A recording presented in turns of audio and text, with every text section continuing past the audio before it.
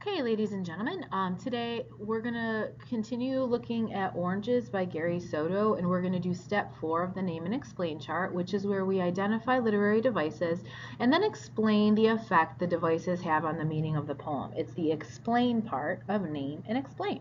So one of the concepts we're going to be looking at is imagery, and imagery is an author's use of sensory language. So it's any kind of language that makes you feel like you can see what's happening, hear what's happening, taste what's happening, touch what's happening, or smell what's happening. So we're going to take a little minute and see if Gary Soto put anything into Oranges that helps us picture what's going on in the poem better, because he's used this kind of sensory language or imagery.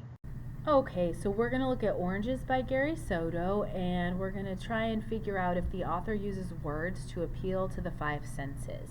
So the first one we'll look at is smell, because I didn't find any for smell. And it seems like a missed opportunity, right? Because maybe the girl's hair smelled good or something and he could have written about it, but I didn't notice any smell. I could be wrong, I could be missing it, but I didn't see anything for smell.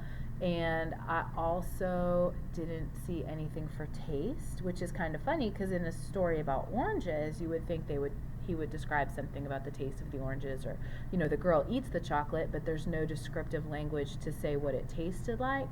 So I didn't find any for those two, but I did find some for sight and sound and touch. So I'm going to kind of point some of those out. Don't worry about writing them down right this second. I'm just going to kind of highlight and underline and show you, and then I put some of the examples on a slide later in the video, and your teacher can pause the video so that you can write them down. But I just want you to pay attention right now to what's in the words. So when we're looking at the touch imagery, there are a couple things. First, he starts out by telling us it's cold and that he feels weighted down with the two oranges in the jacket, and that's something that we would relate to, right? We could understand what it would feel like to have something heavy in your pockets. We also get the frost cracking, and that is sound because we can hear it cracking, but it's also touch. I don't know if you've ever been outside when it's been so cold that the grass actually crunches underneath your feet, but I have, because I grew up in New York when it gets really cold, and that's something that you can feel happening underneath your feet. So it's sound, but it's also feel. And then there were some other things that he could feel, I believe. On the second page, he talks about. Let's see if I can get to the second page. Their pages are stuck together. There we go. He talks about the nickel in his pocket and feeling it with his fingers, and so those are some examples of things that you might feel. He also did many examples of sight imagery, and so that appeals to our sense of seeing. And he talks about his breath before him. You could imagine that puff of breath in front of you on a really cold night, cold day. About the burning yellow porch light. That's something you'd be able to picture. You'd be able to picture her face bright with rouge. Remember, that means blush or that kind of makeup.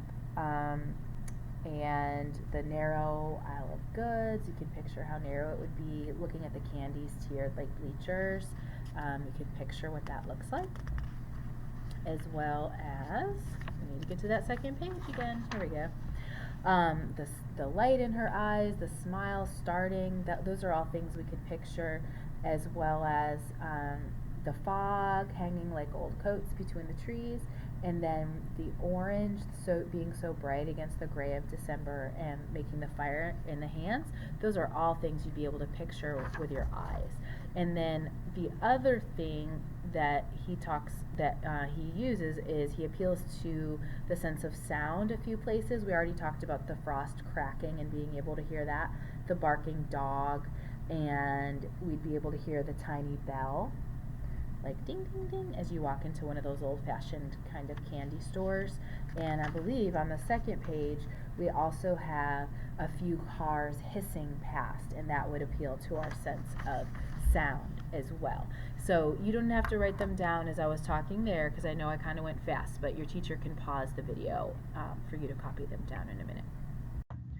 Okay, y'all, I just wanted to show you a couple pictures of the things we were talking about with the imagery, just to kind of give you a visual. But there's when he talks about the orange being bright against the gray, you can see that it's true.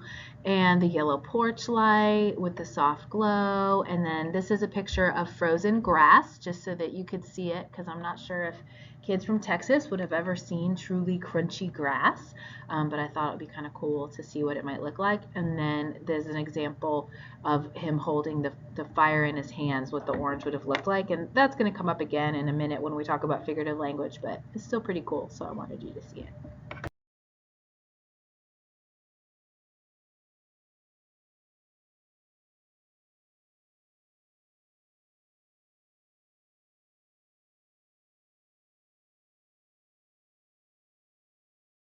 Okay, you probably did a ton with similes and metaphors last year in 7th grade, and that's good. I just have a couple examples up here to remind you. Simile is the one that has like in it, right? Simile, the word, has an L, and simile is the one that has like or as. Metaphor is basically the same thing. We're making something that's unfamiliar familiar by making a comparison, but it's the one that doesn't have like or as. It just has like is or are. So instead of you are like a rock, that's a simile. You are a rock. That's a metaphor. Okay? Metaphors are usually a little more forceful, because saying he eats like a pig is it's still rude, but it's a little less rude than saying he is a pig, right? That's really rude. The next step, we're going to look at some figurative language and look for similes and metaphors in the poem. And remember, authors use similes and metaphors to compare something and help you understand what it's like. So the first one that I'm going to bring to your attention, and I'm not saying we're looking at all of them, I'm just showing you a couple of examples, is he turned to the candy tiered like bleachers. So that one is a simile because it has the word like in it. Tiered like bleachers. And it just helps us picture what the candy looks like inside the candy store. And I saw another one on the second page, and the author says fog hanging like old coats between the trees, and that's helping us picture what it looks like, the fog hanging between the trees. And again, that's a simile because it's got that like. Okay, and then another one that's a really strong one. This is it's not as obvious, but he says, I peeled my orange that was so bright against the gray of December. And he says somebody might have thought I was making a fire in my hands. So he's definitely comparing the orange to making a fire, and he's speaking figuratively in a way. It's not as obvious. But there it is. So he's just helping us understand what something might look like or be like by using comparisons, and that's what metaphors and similes are all about. Okay, and the figurative language that we talked about, I just wanted to show you a couple pictures. There's an example of some pretty good fog hanging between the trees. And then these are bleachers, just like what you would sit, if you went to a sporting event at school, you would sit in the bleachers. And this is some candy in tiers, just like the bleachers would be in tiers. And the last question we're going to look at in column number 4 is what words and images contribute to, my light went out, contribute to a romantic mood. So we had some dark lighting for a romantic mood just there. So I'll just point out a couple things. I know you've been working with your teachers really hard on connecting how the details create mood. So I'm going to point out a couple of things to you. So the first thing is that the girl's house, her porch light is always on night and day in any weather. And the whole idea of porch lights is that they're to welcome people. So as he's going up to the house, and he's probably nervous. It's the first time he's ever gone on a walk with a girl. That's a nervous kind of situation. But that image of the porch light always burning is kind of symbolic to let us know, that she's available, basically. She's her home is a welcoming place, and he will be welcomed when he gets there. So that helps to contribute to that romance piece. Anytime they're talking about, the author talks about her face, and she's always smiling, right? And her face is bright, so those things would contribute to it. And the little flirting that goes on where he's smiling and touching her shoulder and leading her down the street, and it's all cute. And then the part where she's got the light in her eyes, and the smile's just starting to start, they're just newly liking each other, and it's really cute and sweet. And then just the fact that he's really desperately trying to get this candy for her, even though he doesn't have enough money. And then the lady, she can understand what's going on. She's a pretty good wingman for him and helps him out and doesn't make him pay. She takes the oranges payment. And then when they hold hands, that contributes to it. And the part where he's making fire in his hands. Hey, now we're getting to the good stuff, right? Because he's burning with love for her, and the words "fire in my hands" kind of contribute to that. We understand, he's got this love inside burning for her, and that's connected to that romantic mood.